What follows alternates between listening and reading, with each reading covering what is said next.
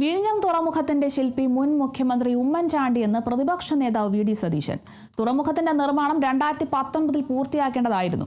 എന്നാൽ അത് വൈകി. റോഡ് റെയിൽ കണക്ടിവിറ്റി ഒരുക്കുന്നതിലും കാലതാമസമുണ്ടായി. മത്സ്യത്തൊഴിലാളികൾക്കുള്ള ഹാർബർ നിർമ്മാണം നടന്നില്ലെന്നും സതീശൻ പറഞ്ഞു. നമ്മുടെ സ്വപ്നമായിരുന്നു വിഴിഞ്ഞം തുറമുഖം.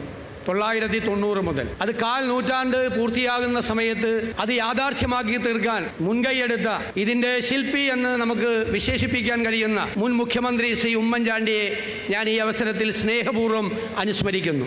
2019 തന്നെ 1-ാം ഘട്ടം പൂർത്തിയാകുമ്പോൾ റോഡ് ഔട്ട്റീച്ച് നമ്മൾ പൂർത്തിയാക്കുമെന്നായിരുന്നു നമ്മൾ പറഞ്ഞിരുന്നത്. നമുക്ക് ഇതുവരെ അത് പൂർത്തിയാക്കാൻ കഴിഞ്ഞിട്ടില്ല.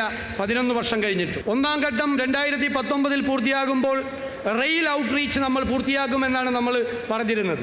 പക്ഷേ 5 വർഷം കൊണ്ട് പൂർത്തിയാക്കേണ്ടിയിരുന്ന റെയിൽ ഔട്ട്റീച്ച് 11 വർഷം കഴിഞ്ഞിട്ടും നമ്മൾ പൂർത്തിയാക്കിയില്ല. ഈ പദ്ധതിയുടെ ആരംഭ ദിശയിൽ തന്നെ ഒരു മത്സ്യബന്ധന തുറമുഖവും ഒരു മത്സ്യ സംസ്കരണ പാർക്കും ഉണ്ടായിരുന്നു. അത് ഈ പ്രദേശത്ത് എവിക്റ്റ് ചെയ്യപ്പെട്ട മത്സ്യത്തൊഴിലാളികളെ കൂടി പ്രൊട്ടക്റ്റ് ചെയ്യുന്നതിന് വേണ്ടിയിട്ടുള്ള ഒരു വലിയ പദ്ധതിയായിരുന്നു ഈ 2 പദ്ധതി. അത് നമുക്ക് ആരംഭിക്കാൻ നമുക്ക് കഴിഞ്ഞില്ല.